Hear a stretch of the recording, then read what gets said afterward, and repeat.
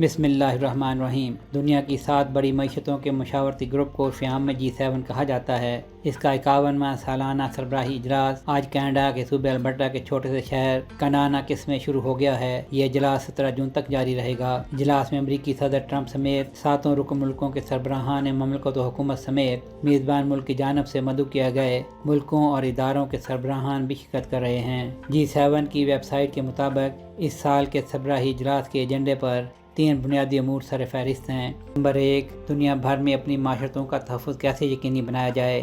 Number 2، توانائی کی دستیابی کی حفاظت کا ڈھانچہ کیسے تعمیر ہو۔ اور نمبر 3، ڈیجیٹل منتقلی کو تیز تر کرنے کے ساتھ مستقبل کی شراکت کو کیسے محفوظ بنایا جائے۔ امکان ہے کہ اجلاس میں شریک رہنما اسرائیل اور ایران کے درمیان ابھرتے ہوئے تنازع پر بھی توجہ مرکوز کریں گے۔ گروپ آف 7 ایک بین الحکومتی سیاسی اور اقتصادی فورم ہے جس میں Canada, France, Germany, Italy, Japan, برطانیہ اور امریکہ شامل ہیں۔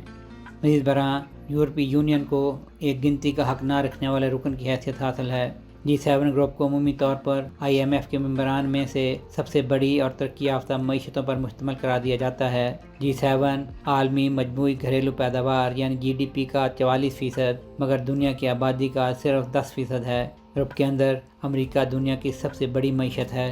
امریکی صدر ڈونلڈ ٹرمپ نے کینیڈا جانے سے قبل وائٹ ہاؤس میں صحافیوں کے سوالات کا جواب دیتے ہوئے کہا ہے کہ امریکہ مستقبل قریب میں متعدد نئے تجارتی معاہدوں کو انجام دینے کی توقع رکھتا ہے، اور مجھے لگتا ہے کہ اس اجلاس کے بعد ہمارے پاس کچھ نئے تجارتی معاہدے ہوں گے۔ امریکہ فرسٹ کے پیغام پر صدارت کے لیے مہم چلانے والے صدر ٹرمپ عالمی معاملات میں امریکہ کے حصے پر عدم اطمینان کا اظہار کرتے رہے ہیں۔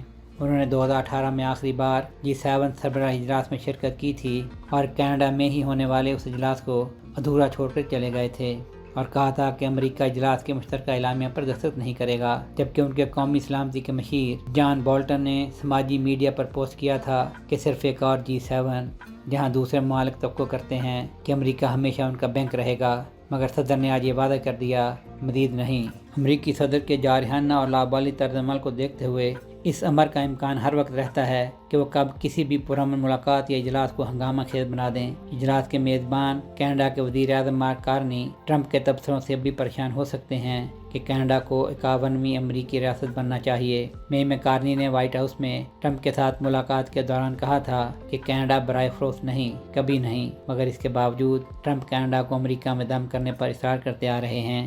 اجلاس میں تجارتی اور دیگر امور پر گفتگو کے ساتھ G7 کے رہنما اسرائیل کی جانب سے جمعے کے روز ایران میں فوجی اور جوہری تنصیبات پر بڑے پیمانے پر حملوں اور غزہ میں اسرائیلی بربریت کے تناظر میں مشرق وسطیٰ میں ابھرتے ہوئے بحران کے بارے میں بھی تفصیل سے بات کریں گے، اور اس میں امریکہ اور یورپی ملکوں کے مابین گرما گرمی کا بھی امکان ہے جو امریکہ کے متضاد غزہ میں اسرائیلی کارروائیوں کی کھل کر مخالفت کر رہے ہیں۔ اس کے علاوہ یہ اجلاس امریکی صدر ڈونلڈ ٹرمپ کی طرف سے جارحانہ تجارتی محصولات کے پس منظر میں بدلتی ہوئی عالمی تجارتی صورتحال پر تبادلہ خیال کرے گا، خصوصاً ایسی صورت میں جبکہ چین تو امریکہ کے ساتھ معاہدہ کر چکا ہے، مگر دیگر تمام ممالک کے لیے نئے تجارتی معاہدوں کو التوا کا شکار کر دیا گیا ہے۔ کینیڈا اس سال G7 اجلاس کی میزبانی کر رہا ہے۔ یہ 7ویں بار ہے کہ اس نے گروپ کی صدارت سنبھالی ہے۔ G7 ممالک اور یورپی یونین کے رہنماؤں کے علاوہ کینیڈا کے وزیر اعظم مارک کارنی نے غیر G7 ممالک کے کئی سربراہان مملکت کو بھی بطور مہمان مدعو کیا ہے۔ ان میں میکسیکو کی صدر کلاڈیا شینبام، بھارتی وزیر اعظم نریندر مودی، یوکرین کے صدر ولادیمیر زیلنسکی اور سعودی عرب کے وزیر اعظم ولی عہد شہزادہ محمد بن سلمان نمایاں ہیں۔ کینیڈا کے وزیر اعظم مارک کارنی کی جانب سے پہلے مدعو نہ کرنے کے اعلان کے بعد مودی کو دعوت دینے پر کینیڈا میں طوفان برپا ہو گیا ہے۔ ورلڈ سکھ آرگنائزیشن نے کہا ہے کہ کارنی کی مودی کو دعوت سکھ کینیڈین کے ساتھ دھوکہ ہے اور سکھ فیڈریشن آف کینیڈا نے اسے سنگین توہین قرار دیا ہے اور اجلاس کے دوران احتجاج کا اعلان کیا ہے، جس کے نتیجے میں اجلاس کے دوران مودی اور دیگر شرکاء کی حفاظت کے لیے خصوصی حفاظتی انتظامات پر عمل کیا جا رہا ہے، جن میں فوج کی تعیناتی بھی شامل ہے۔ سہیل شہریار، آئی پاک ٹی وی۔